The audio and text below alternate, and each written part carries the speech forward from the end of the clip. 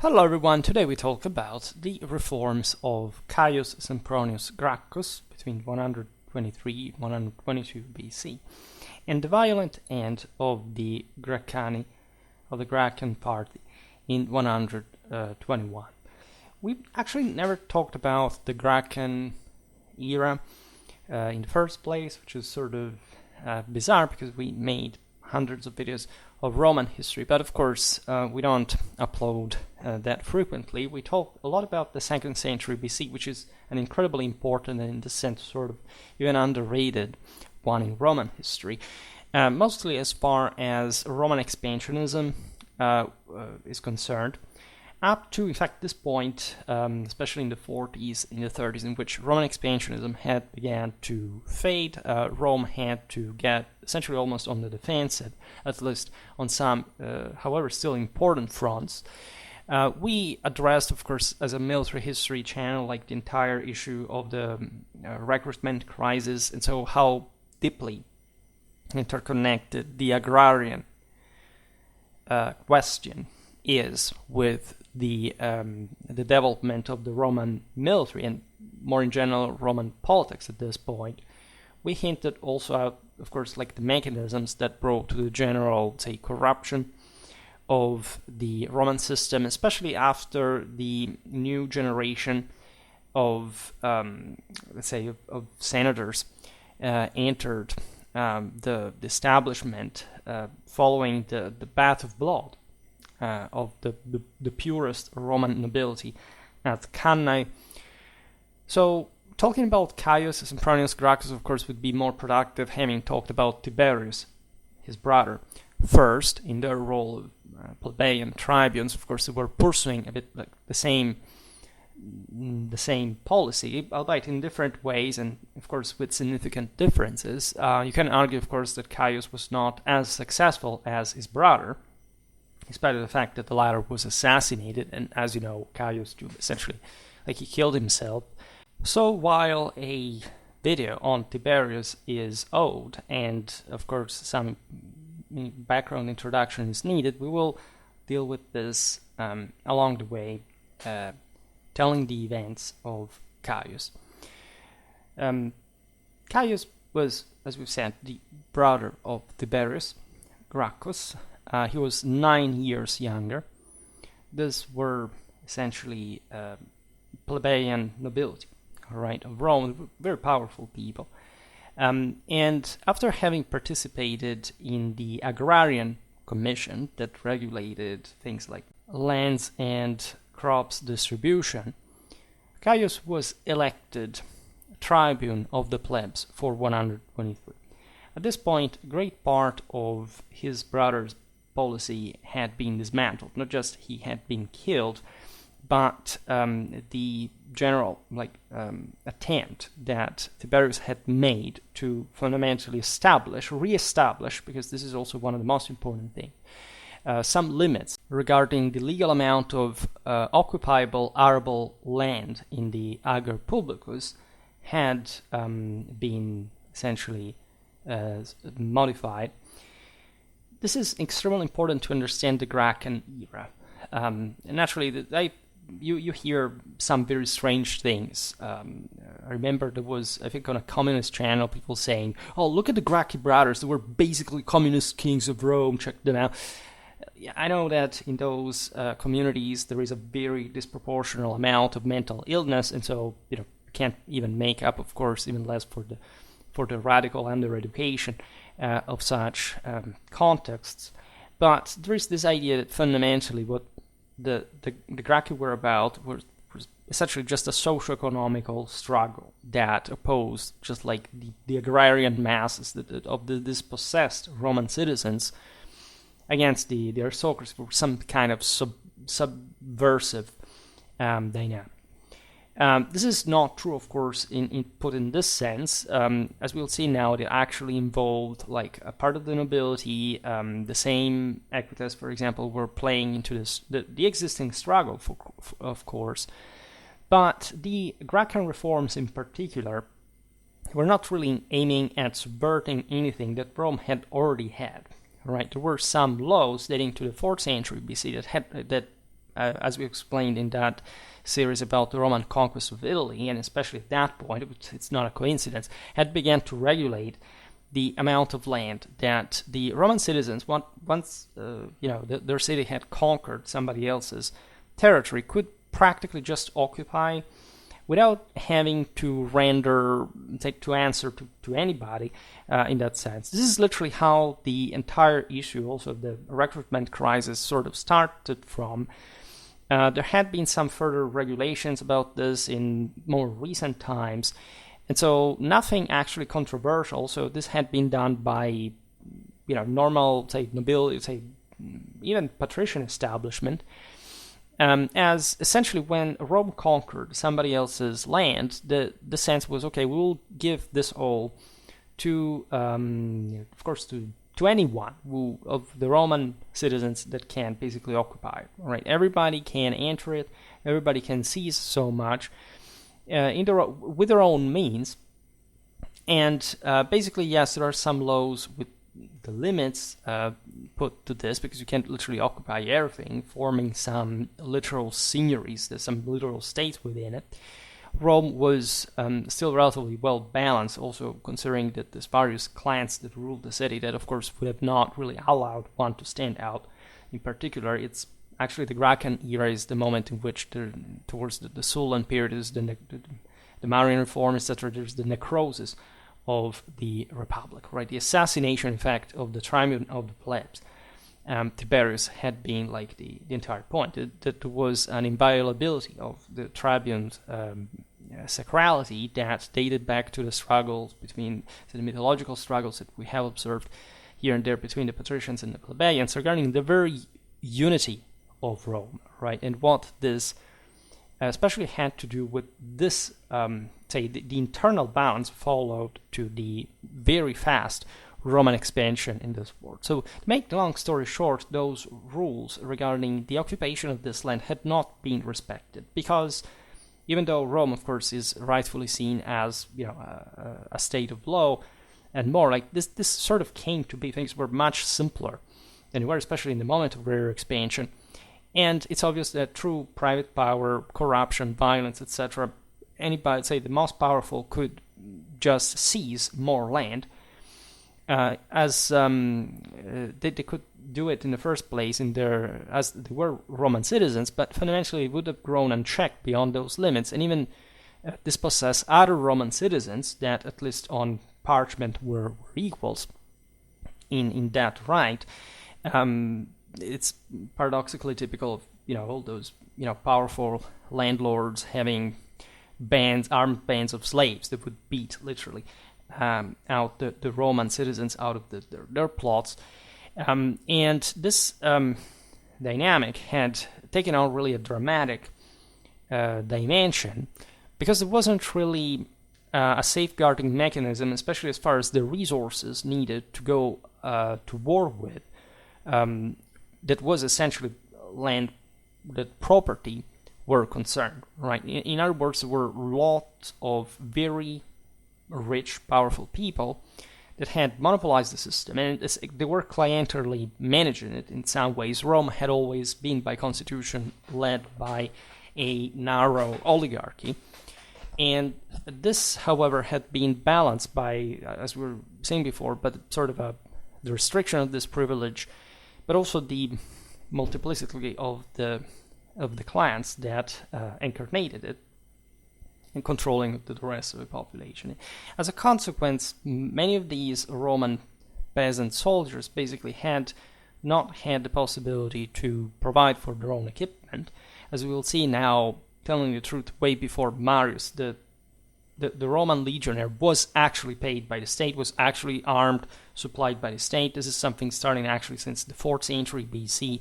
It's not something that Marius invented, it's rather something that was formalized, and not even in that technical sense that we intend. Marius did not really make a military, but a legal reform, right? Simply, I'll open the enlistment to all the proletarians, all the people that, as capita census, having literally nothing else but their children as a property, and so no land, because as we will see, many of them had not been able to even to sustain, like the themselves through the few land that had remained in their hands, were in theory not eligible for the right of bearing arms, like of serving in the Roman army. And at that point, instead, were sort of they entered en masse, and they were essentially, in fact, controlled now by the powerful Roman warlords that were trying to knock each other out, essentially to dispossess one another from the large estates and recompensating the troops like that. In other words, before the Roman citizen went at war because he had land, now he went at war in order to have land. And this process is creepingly happening at this point. You can argue that the same reason why the Gracchan reforms ended in failure was that the system was irreversibly, let's say, following the trend, and as we will see now, there was a very strong opposition, sometimes by the same plebeian aristocracy, to this state of affairs. Tiberius had done nothing but trying to reinstate the previous limits, actually eliminating the ones on cattle, land, and pastures, essentially, because he mostly cared about sort of the recovering the type of land. It was not even just here an attack on private property. This is incredibly important to stress. Like, Tiberius wanted essentially to recover just land that was sort of shadily, legally owned, like it had been, as we've seen, extorted in some ways. Eventually, like, even if he's low past the practical results were not to be seen concretely. And if anything, just providing, say, with a balance, they're trying to salvage as many sort of small property as possible for the sake of essentially the backbone of the just a Roman military. Of course, the support that could come from this sort of declining class that, however, would remain there also until the early imperial times. It was not just like a fully desperate situation. It was mostly, in fact, this immense imbalance with the largest landowners that, however, the Gracchi did not have the power nor the intention in this sense politically to dispossess, right? There was nothing radical, revolutionary, classistic about that. It was just about, okay, let's essentially have some of the best lands that has been illegally owned pass through sort of more modest landowners that would also, by the way, tend to cultivate it better in relative terms like of extension than the large landowners that, yes, occupy this immense land, and sort of this is typical of the latifundium. Like, you don't really care too much about whether you cultivate it well or not, whether it's so productive, because it's just so much, like in this quantity, that doesn't really make a difference in status. Of course, it's not even so clearly cut, right? But this is exactly, in fact, what the St. Gracchan reforms were heading towards. And as we will see, there is actually else here in different sort of political shades that would distinguish Tiberius from Gaius. That one was elected tribune of the plebs for 123, by the way, received a warm popular enthusiasm because, of course, of his name, because of his family, what their presence in politics had already and dramatically symbolized. So there were many people who thought that it could be a coming back in this sense. But already the Gracchan reforming attempt had received a severe blow. So Gaius immediately proved himself to be up to the fraternal tradition, which he resumed with an organic plan suited to providing him with a more solid political base. It was something, as we'll see now, more urban than country about Gaius, something more exquisitely political and sort of balanced rather than sort of structural and reformistic in a broader social sense.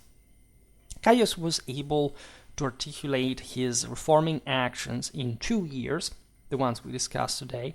In fact, he was re-elected as plebeian tribune in 122, taking advantage, by the way, of the recent law that abolished the ban on the repetition of the tribunate, right? You know that tribunes had veto power. That it's say that if, for example, and they had the sacrosanctitas. Nobody could really touch them. That's why Tiberius' deal had been so horrifying. During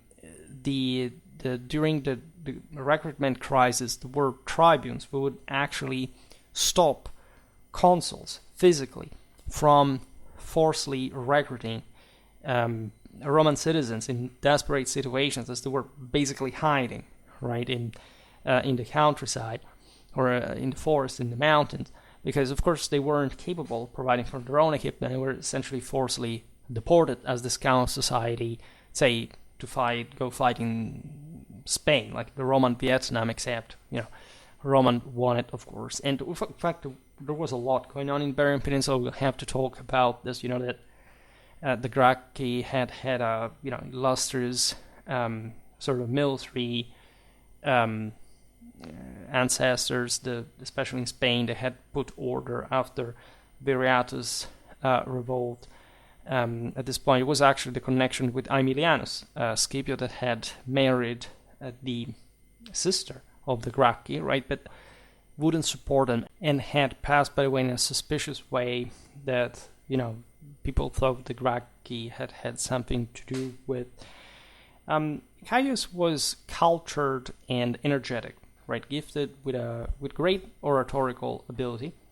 He had the Comitia Tributa. I made a video about them and their Indo-European meaning in a recent video. Approve a series of laws, right? The chronological sequence of which, however, is difficult to reconstruct. We don't know to the fullest, of course, what every single Gracchan policy really was.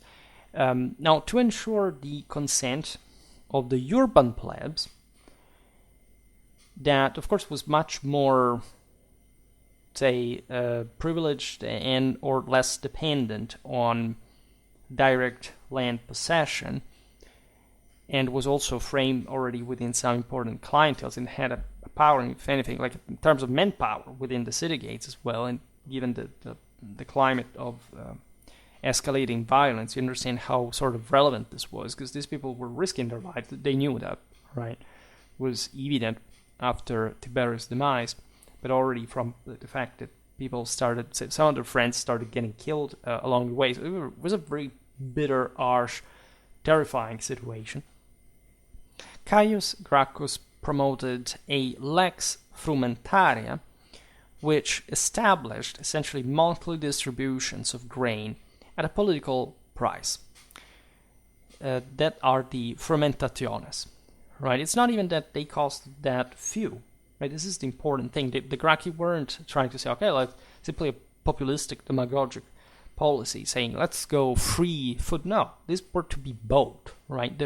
The problem was rather for the noblemen here, seeing such masses of wheat subtracted from them rather than helping like the individual proletarian, right? It was just like here going into a particular direction that was seen as antagonistic and could sort of gain somebody's consensus in that function. And another measure in favor of the lower estates was taken in the military field. Essentially, already at this time, the Roman state had to provide equipment and clothing, right? It was no longer the responsibility of individual soldiers. This was already the case as well.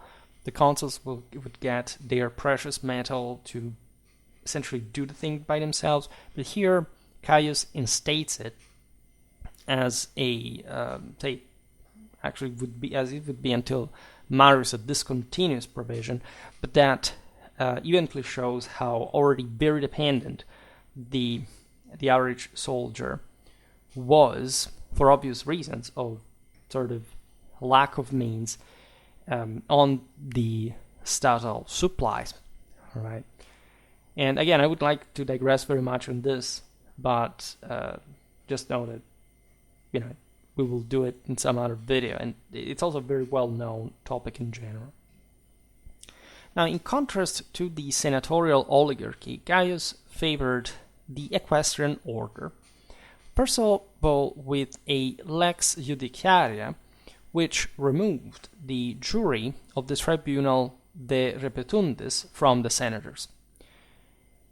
In other words, now there were some knights evaluating some cases of extortion, of concussion in the provinces, rather than having the same, say, lenient senatorial watch over it. This was a very important issue. The issue of the de repetundis was, we have seen it also in other video, quite recurrent in Roman history, because literally the way the provinces were exploited passed to this control on the bribes, on all these various these heinous crimes. The interests of the equites, by the way, were also valorized in the Gracchan program for the tax organization of the new province of Asia, that, as you know, had derived from the bequeathing of the entire realm of Pergamon by his last ruler, Attalus III. In itself, Rome had extorted such bequeathing, but it was also like just the most obvious direction that the region was taking. This was one of the single most intensely urbanized, developed, like interconnected area in the Mediterranean. The Romans controlled Greece at this point, and essentially part of the 2nd century crisis had been also triggered by the gradual exhaustion of the sacks, like the tributes that Carthage and the Seleucids had to pay to Rome. So now this enormous amount of wealth coming from the Hellenistic East triggered some important competition for the financial exploitation of the same rich territory. And in this reorganization of the fiscal system, the territory of Pergamon was entrusted to the Publicani and came out of the powers of the governor, passing to the censors, who held a public auction. From the Gracchan era, the equestrian order was taking essentially on a precise shape, right? It was not only in terms of external characteristics, such as like historically and traditionally, but also archaically, like the knight had been, right? And also marked by, for example, the gold ring, right, of the like the one of the war banders that were tied, devoted initiatically to the divinity, the reserved seats in the theater, the angusticlavus that had essentially a narrow purple border on the toga, which actually referred to the imperium that the equites owned individually, so their divine bond, hence this privilege, right? Consider this in the Gracchan era, that the equites represented a bit like the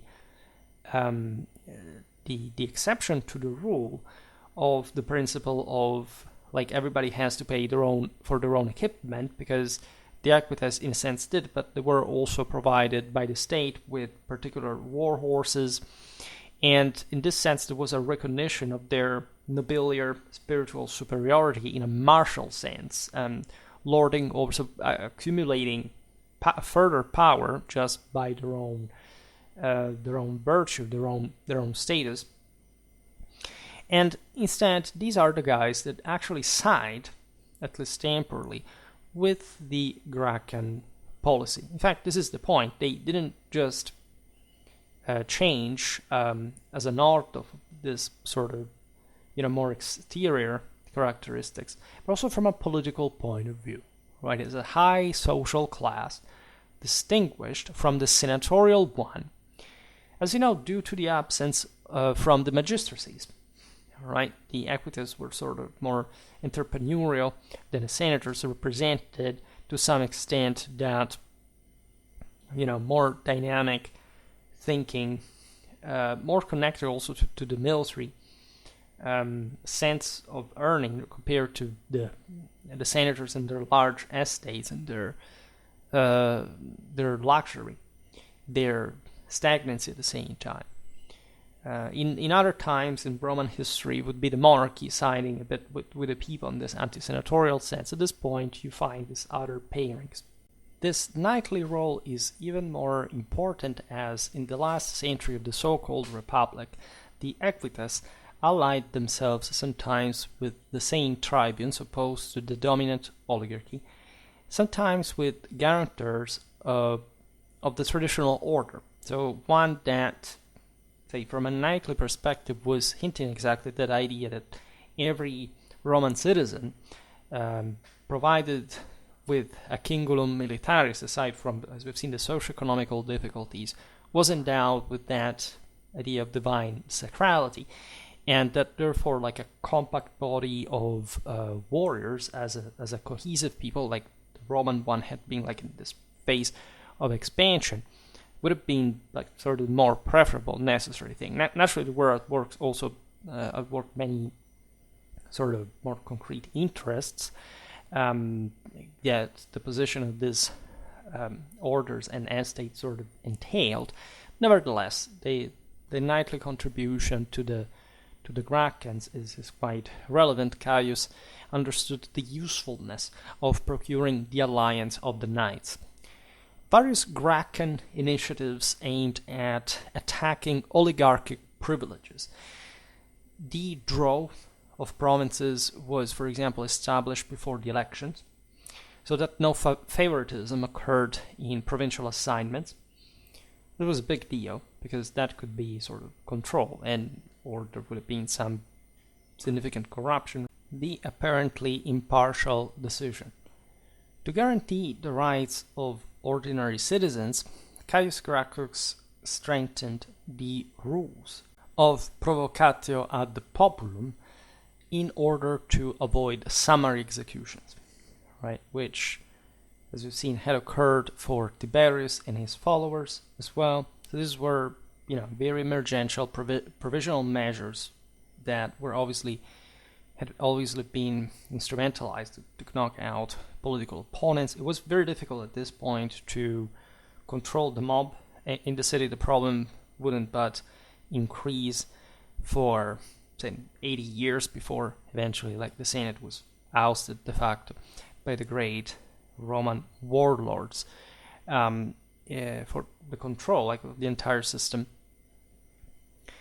In the area of land assignments, Gaius renewed his brother's agrarian law, right? It strengthened it with the creation of roads, useful infrastructure, which also gave work to Italian laborers and profit to publicans who were contractors of public works.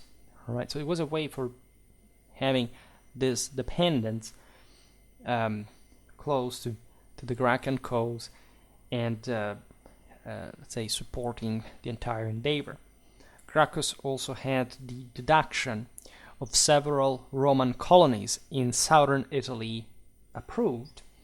This was particularly relevant because the land assignation in other lands, right, in foreign ones essentially, had been reduced exactly by the oligarchy, which did not like, in fact, the rise of so many different centers also outside of Italy. This would be also like the later senatorial attitude towards the extension of the citizenship to the other provinces. They wanted to maintain everything more or less within the Italian peninsula and under their control. There were specific areas that the nobility in general controlled at this point were so strategic and crucial, even just for probably the military occupation of Italy, that, as we've seen, was it also something that old, really. It had been a great way to, in fact, satisfy also like the ambitions of the Roman citizens as soldiers also. Like, it would have been rewarded with, say, a land in the places, say, where they had fought, or at Similia. Right, the original principle being, of course, that the Romans were essentially military colonists, and as such, especially also the more outwards colonies were, say, just by the fact of being established on a frontier, excluded the local Roman citizens from actual military service, like in sort of the levy, etc. So it was all, a principle of sort of sanitarization and development and gentrification that at this point had basically been arrested because of all the decentralization of power that the senators wanted to maintain as a whole under their control. Here's the senators. These were senators themselves, like struggling against one another through such policies. So you understand how complex the thing is, but tendentially, so even just as a broader dynamic, this is how it had worked. Caius' colleague Rubrus promoted the plebiscite of a colonial deduction in Carthage. This was an open challenge to senatorial politics for so many reasons, both because, for example, it was a distant transmarine territory, and because Scipio Aemilianus, after destroying the city, had cursed the land. Meaningfully enough, the same Caius went to Africa to found the colony called Eunonia, and so essentially attributing a sort of chthonic revanchism, if you want, to this popular policy. This is something we have seen also, for example, in Marius, the cult of Cybele. So, in spite of the origin of these people, was very, very noble and very high. In many ways, the tutelar gods that they had chosen, like to at least reach divine unity, were felt, like in this case, from a plebeian gens, coming from this more feminine, Pelasgian, telluric dimension, and saying to Rome that had basically accomplished the inversion of the fall of men by stripping the Mediterranean, the Western Mediterranean beyond, which Carthage in this region was the sort of the archetype of, in this sort of southern sensualistic dimension, and restoring it violently, virulently, and Apollonianly, right, raising it to the ground and affirming the Roman ego on it, equated to counter bit that entire narrative that the oligarchs had praised, but that, in a sense, now with the crisis of the times, seemed to be waning. The Romans had to destroy Carthage, as we've seen in Corinth in a video that talks exactly about this, just to reaffirm the fact that after some period of stagnation, of essentially defensive wars and rebellions, nobody to mess up with Rome, but in that sense betraying that redeeming, rejuvenating, transfiguring power, divine power that Rome had been destined to rule the world through, that entailed in fact elevating the subjects, and in this sense the plebs that had so much contributed since the 4th century to the amazing heavenly achievements of Rome as Roman people themselves, and that apparently had been forgotten in the process. There is a deep ideological, religious, say, sort of political reference regarding this idea of, say, voting for essentially rebuilding Carthage. You know that this would happen actually under Caesar, so that in other times, of course, but at this point in the struggle between the Gracchans and the oligarchy, the symbolism was really as nasty, as deadly, as we've seen here. A tribune had been killed. Like, there was like a sort of internal order of Rome that had been violated, which is at the end of the day also how the same Augustan Caesarian theology explains why the Romans had fallen into this downward spiral of civil war, spilling each other's sacred blood. And of course, much of this had happened because of a cataclysmic sin that had sort of made the Romans forget who they were as a chosen people, the chosen people of God. As for the problem of the citizenship for the Italians, this was yet another issue that essentially the Gracchans had addressed by, of course, being favorable to the extension of the citizenship, so that this would have brought more peasant soldiers to support these policies. In many ways, the Italic allies were undergoing the same problems, the same dynamic. There was a powerful elite, that is how basically the Romans had controlled these peoples by co-opting local chieftains and essentially Romanizing them, and depauperating in the process the other, say, warriors, like the peasant soldiers, whichever the organization of these Italian peninsula populations really were. Gaius, however, put forward in this case a more limited initiative than that of the previous of Flaccus, a former consul and plebeian tribune. You know that one consul was patrician, the other plebeian, for quite a while, and proposing full civitas only for the Latins, right, and Latin law for the other allies, right. The Latins had sort of more remuneratively peaceful, sort of gentrified type of citizenship. In fact, there were so many Romans at this point that having this burden of arms, right, entailed by their rights, were deliberately renouncing to their own Roman citizenship to sort of downgrade their political rights to the Latin ones, because the Latins had a better life, all considered, and sort of more economical advantages.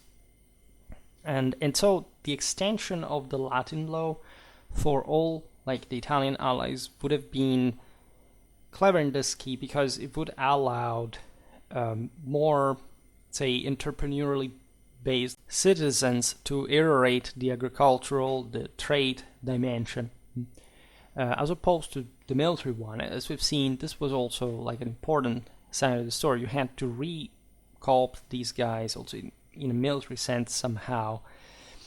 And the Italics here were actually being squeezed themselves, like in terms of military recruitment, and even just like proposing such initiative equated to give an enormous, like actually a probably a stronger incentive to the Socii than the actual Roman citizens to side with Gracchus, which also shows how, as you know, like in 30 years it would get to the social war. I made a video about that. If you're interested, of course, we'll come back on it, because these people were starting to press, right? They were becoming more Roman in lifestyle, in general aspirations. They had evidently they had paid a massive tribute of blood for Rome, and also saving her, literally, like the solidity of the Romano-Italic Confederacy during the Second Punic War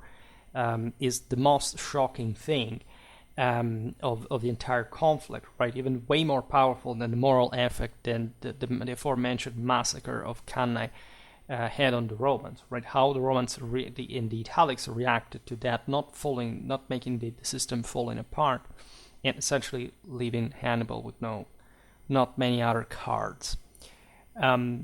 In fact, this proposal was so much of a big deal that Gracchus' project was rejected, also in this case.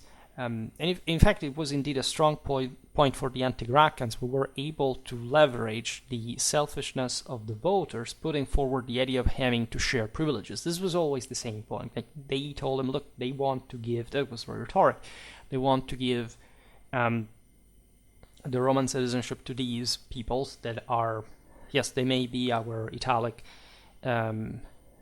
cousins, let's say, but they are inferior peoples that we have conquered. We're the chosen one. You would have to share so much with them. Enormous more competition, as we're saying, even just from a practical point of view. And it was the Romans who decided, right? That was the point. Extending the citizenship would have sort of changed, at least, say, the game to an extent. Actually, as we've seen during the social wars, like the eventual extension, like the Roman won the war, but they still extended citizenship to the Italian allies. I don't say Italics because, as you know, like there were also non-Italic peoples within Italy. But things wouldn't, there wasn't a flood of immigrants reversing itself to Rome or whatever.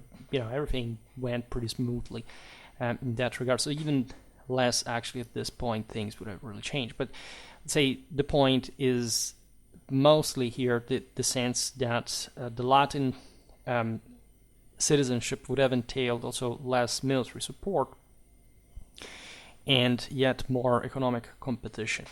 And this is what, to the Romans, this is what the oligarchy did not want to change. Like for the average Roman, it would have been different because the system would have probably become more dynamic for them, for the lower estates or whatever.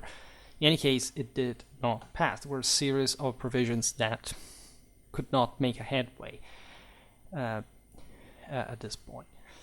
Gracchus' enemies thought of beating him by surpassing him at this point in the same demagogic proposals that he put out, that, as you've seen, for being demagogic, were also quite moderate, actually. They weren't this, again, radical, revolutionary measures, but they appealed, of course, to the people, right? You can argue they were populistic to an extent, and or demagogic, depending on what side you want to stress of the etymology.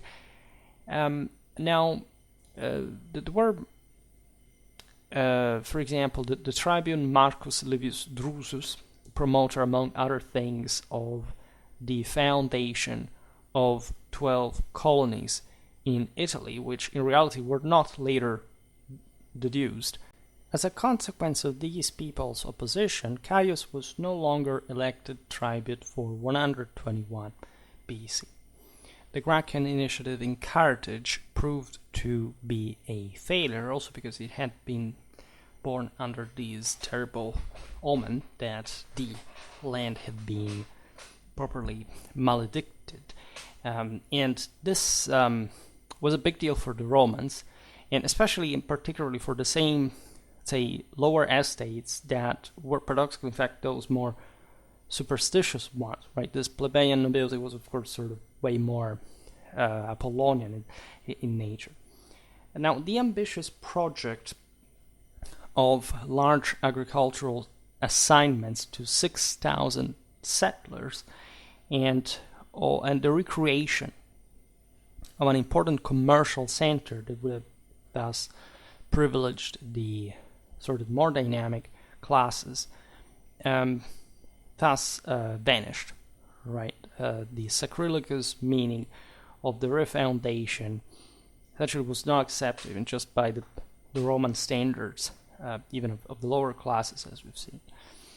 While an anti-Gracchan tribune proposed repealing the Carthaginian colony, that so much also resembled like idea that the rebuilding of Carthage in an opposition to Rome and this oligarchic power that it consisted of, of course, it was still essentially a Roman possession. There would have never been such a thing, but ideal, symbolically, right? These were the lower estates that were struggling, right, to break that sort of establishment. And so this foundation would have sounded like, in this cursed land, this terrible people that just would have not been tolerated by the general oligarchy.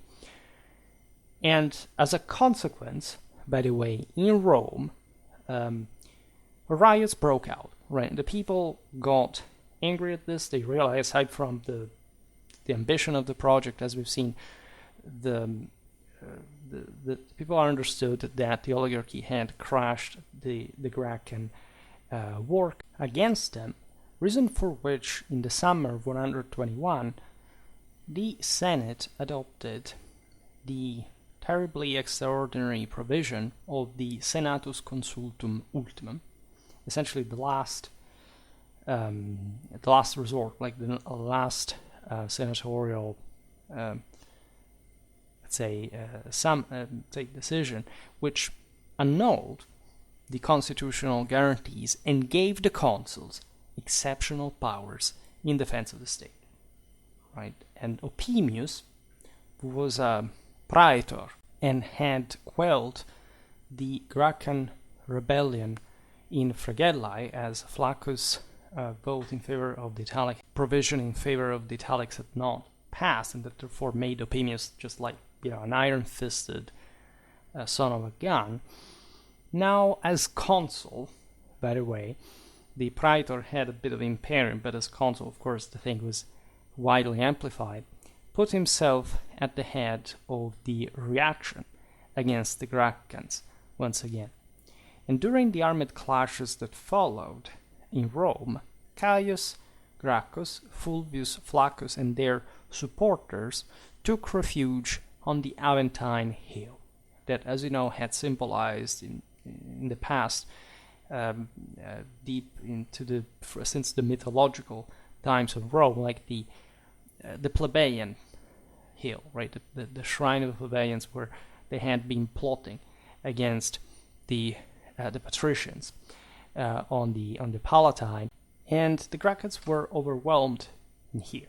Right after a clash, right? Everything was incredibly violent in that sense. Again, the city was sort of you can't say heavily militarized, but the various collegia, the general way that the mob worked like all out, there's incredibly brutal clashes and resistance.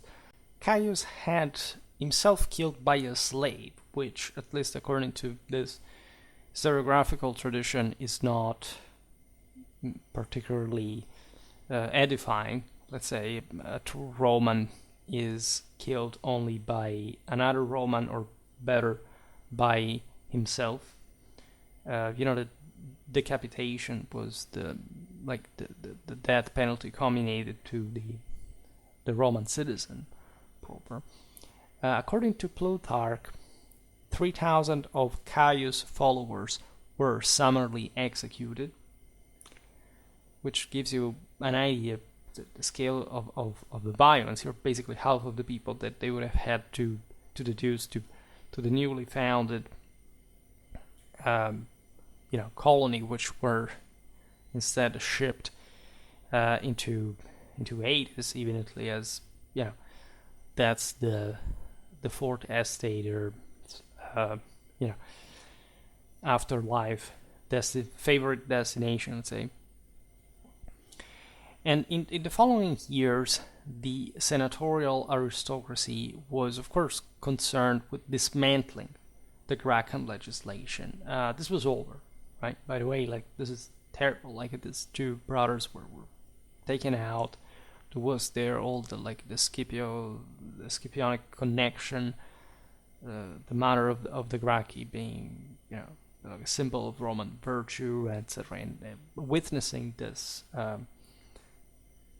is tough, in a general sense, for the actual moderate character that this had taken on. And what essentially the Gracchi did here was, a much less populistic than most provisions would be taken even by some great oligarchs later on in the, as we've said before, necrosis of the Republic.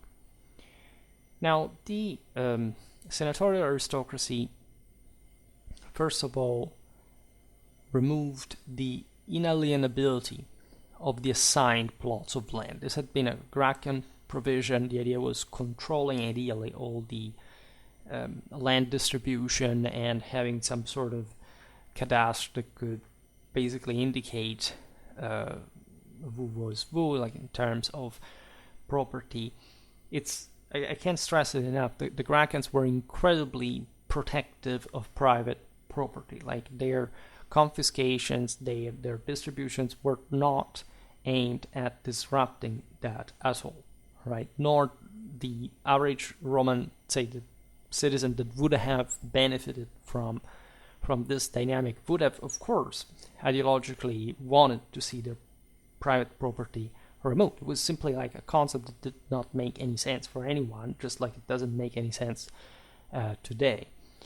And so you want to appreciate that even the Gracchan support, of course, there was some more communistic fringe into that, but they weren't, like the Gracchi such weren't about that. The consequence of this removal, by the way, was that several of these plots were immediately sold, and you can understand easily who would buy them. Or of course, this land went to sort of reinforce further the great latifundia of the large estate owners, because they were the only ones who had the money for this massive, not the only one, but say a great part of them, and comparatively to the individuals that could afford something here and there with poorer means, like they definitely were. Then a Lex Toria in 114 BC abolished the triumviral commission on the ager publicus. Right, there were these triumviri deputed to the agrarian triumviri that had, in fact, this task of evaluating all this land distribution. Also, they were involved with the grain supplies. That was a very important issue as well, controlling the food provisions, like who did have really the control. Like with Tiberius, this had been a matter of major consent. Essentially the Senate accused Tiberius of wanting to make a coup, right, and going against properly like the sacrality of the res publica for having wanted to regulate the grain distribution. That, as we've seen, was not even sold at particularly low prices just for the masses. The Gracchi themselves, so you don't have to imagine that they actually cared so much about lesser people at all. They just wanted to represent some sort of social fabric of the old Roman peasantry soldiery that was seen as, as the most functional element, the most functional sap, fuel of Roman politics. And community. So these provisions and others that we don't even precisely know ended the work of the Gracchi. This is probably an era ending, right? From there on, nobody would actually resume any of these ideas, and this is how eventually everything also fell apart, right? Of course, like the Gracchi may have not themselves been able to fix like the problem, to simply repristinate the 4th century balance would have been impossible at this point in Roman history, but there could have been some sort of different balance in the res publica had things worked that way. By the way, Appian notes that the Gracchi had given rise to a type of sedition very different from the ancient and non-violent secessions of the plebs. Right? This is actually indeed a note of the merit in the Gracchan policy that, however, was part of the same violence that was already existing there, was willing to put them down. So it went both ways, and they ended becoming victim of the same.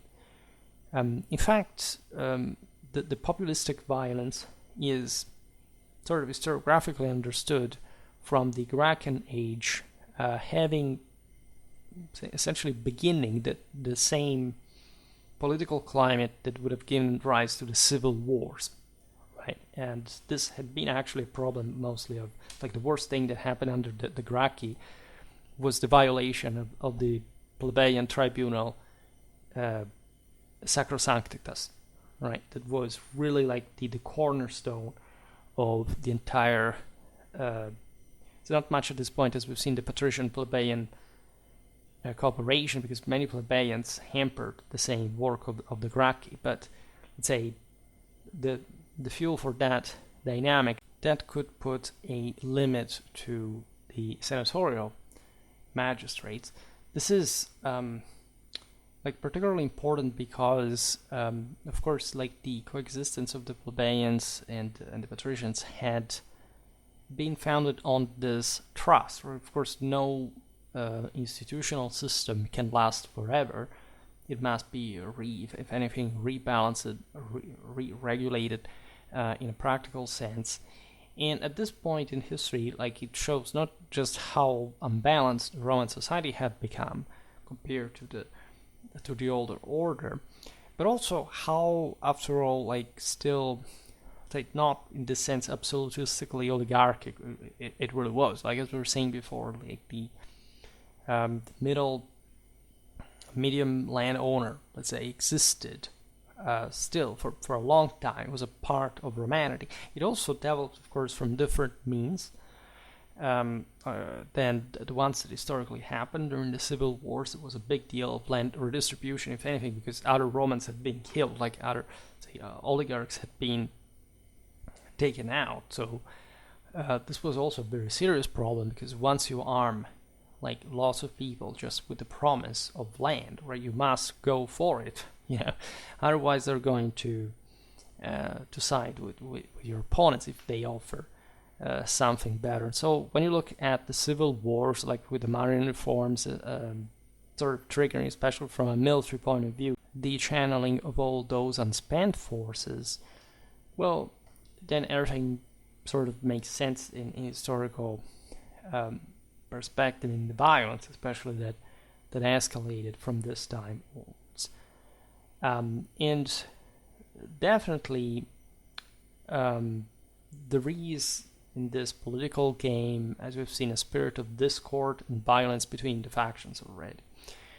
Naturally, the opposing propaganda to the Gracchi portrayed them as revolutionaries, right? And especially like in the 19th, 20th century sort of structuralistic Marxistic perspective, that this is, you see, this is all the problem is socioeconomic. You see, it's not at all, right? It's something much more, much deeper, much also more political, more also even religiously motivated. Why did these people wanted to fix the system, and for which purpose? There was the practical sort of gain. It was sort of the ideal that still the Romans were upholding, as we know, from so many other point of view. And definitely this was an incredibly advanced system compared to the rest, like Europe and the Mediterranean. It was the rising, rampant one that needed, in fact, in a sense, to be unlocked. But how, right? And eventually it happened through the Marian reform, so that the violent way, like this system, this mechanism had sort of bogged down, had jammed, right? And you can, of course, look into the Gracchi also as figures that had tried to rebuild socioeconomic dignity for the mass of the dispossessed. This was also a deep problem, because, again, if you have been brought up within an elite of people that truly believe that they are God's chosen ones, and that in this sort of plebeian declination of nobility are heavily involved into the preservation of the sacrosanctity of the Roman institution, and the role that your estate, your at least your order represents. Really, there is something more to just, of course, like the socio-economical side of the story. It is reflecting on why these people have been left behind, who is abusing which law, which of course was sacred in turn. And so reflecting on what Romanity in this time in history really meant, right? And also, again, with an incredibly aggressive imperial confidence and assertiveness. These people were not evidently, of course, trying to revive these estates because they were estates or classes, right? In a universal sense, they were trying to essentially affirm the Romano-Italic superiority over the rest of the world, right? And they believed in the, of course, spiritual and somatic superiority of this race. So it's way beyond, right, any sort of more contemporary political, ideological distortion. Now, several of the dispossessed Romans that were essentially falling out of the system, right, becoming dependent on others, were losing the liberty de facto, managed to, however, keep the plot of land that was assigned to them. Right, the Gracchi managed to do this for many people, because as we've seen, like, yes, the Gracchan legislation was dismantled, but it's not like, this had gone without consequences. In the future, the same agrarian problem would have always violently found through, say, violent solutions, right, in the form, for example, as we were saying before, just in the mechanism of allocations to veterans of civil wars, rather than people who received land for just because they were Roman citizens. Now, the broader tribunes had started, as you understand, also from philosophical and cultural basis. They had really a vision. They had intended to recreate the traditional small peasant property. This is a big deal. Like, when you look at every civilization, like the more compact this is in terms of internal cohesion, that stems also from the means of understanding why you're a citizen. And this is not necessarily, again, there are some cultures that are so depressed in many ways that you can have a scarce social certification, but still not much of a great strength, right? For Rome, it was different. It was incredibly advanced and resourceful, and as we've seen, like, just also assertive on the surrounding peoples. So you understand how crucial and sort of even occult the sort of Gracchan mission really was in this. Like, we were habituated to think even too much in socioeconomical terms and say, well, this is exactly the anti-classist interpretation in the Gracchan era. It was the Gracchan project which, for the opponents, was equivalent to a revolution, right? Intending to actually reconstitute the middle class of farmers was not a matter of how things are in a material sense, but how they should be, for reasons that lay completely out of the socio-economical dynamics, or a communistic redistribution, or a materialistic view of life at all, right? In many ways, it was the Gracchan opponents were sort of more concerned with the practical benefits of this than the spiritual foundations of Rome. Of course, there was a lot from the other side as well. The idea was, of course, that if you had fallen out of grace because you had impoverished yourself, it was fundamentally your fault, and there was a great sense of that. If I win, I sort of deserved that, and that is also true, right? So the Gracchan purpose was also to morally spirit this change, right? And in any case, at the basis of it, as we've seen, there was the traditional recruitment of legionaries. And Rome, there, like, for the exploitation of conquered countries, like, if you didn't really have a functional military, and if you really were running out of soldiers, because at least through the traditional means of recruitment, legally speaking, this would have been like a very serious issue for the entire system. That's why they counted so much on it.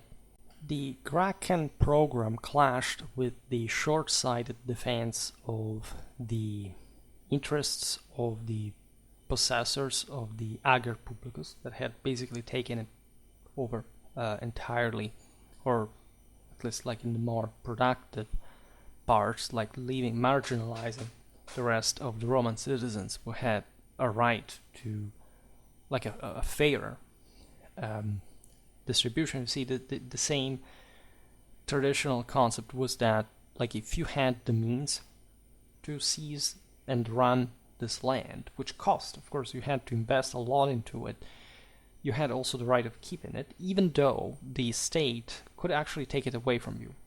This was the ultimate thing. In fact, in the same Gracchan legislation, it wasn't like the plot that was assigned even during the Gracchan provisions. couldn't be simply like just it was inalienable. It had to just remain in the hands of these owners. Like it was heavily controlled, and at least as far as the still a possible commutation of the thing was concerned. And this shows you how still like the Graccans didn't want to alter extremistically the system, and under any say subversive point of view. It was about essentially restoring the laws that were still there from previous times, which the same patricians had established together with the plebeians, by the way. And in the future, as we know, after the Marian reform, with the enlistment of the proletarians, the creation of professional armies would occur. At this point, the Roman army was already heading toward that because of, as we've seen, like the heavy dependence of the soldiers on the state already. The same agrarian problem would find then a violent solution to the detriment of the same landowners. Right, that's the point. These massive clienteles that clash against one another for land. Right, great warlords and their vast armies of proletarians that had to be there fighting because they want land. They're fighting for that. And true, like an idea, as we've seen also with for the early imperial Roman military, of course, the fact that they deserved that as noblemen, right, as citizens in arms, so blessed by the imperium through their commanders, so something that didn't have much of a classistic character at all. And in fact, the military commanders of the civil wars would have just ensured this reward, including the agrarian ones, for those enlisting, has sort of the most obvious ambition that the Roman citizen soldier had always had, right? The one also true fighting to get more for his land, I mean, to actually seize further land and to increase his status. Simply, like this is the obvious traditional principle. You want to elevate yourself. And in fact, the Romano Italics, as the masses mobilized after the Marian reforms from Italy, would be the ones who literally took over the Mediterranean and Europe, and would ethnically remove also like important parts of the west, of the Danubian area, and so on. And so this is incredibly important in a assertively imperial identitary sense. And so it's not much, of course, that during the civil wars, these legionnaires were particularly, a bit familiar with philosophical ideals, at least for how literature had developed, right? Still, at this point, like a Roman dedicating himself to the letters is a bit of an effeminated, actually. The Greeks do that. Like the Romans are rough and tough people that just conquer the world for a living, right? And that's it. But this is, in fact, the point, that there is still a fundamental Roman essence in the harsh implementation of a right conquered with the exercise of arms in front of God, in front of the war. So I'm glad that we managed to address the Gracchan period as well. Again, we made a considerable much about the 2nd century BC, of which I'm very satisfied, because again, it's the trade union. If you don't get that from the Punic Wars to in fact the Marian reforms, you can't quite get the essence of the Roman military, its mechanism, the politics behind it, the society that expressed it. And of course, there are very sort of detrimental dynamics going on, but also ones that would purify with blood, actually, the sacrifice of the same chosen people. The same public would salvage it, would redeem it, would bring it to another stage. Of course, never is like it's the same before, it's beyond, but it's also in this sense the way that that point the path took, and that the really had no other way of doing, like after the Gracchi had been killed. And so one may want to think about this further. For today, however, I stop it here. I just hope that you enjoyed this video. If you did, please share it. Otherwise, leave a like or subscribe to my channel if you're interested in my upcoming content. As always, I thank you heartily for listening to me. I wish you a nice time and see you next time. Bye.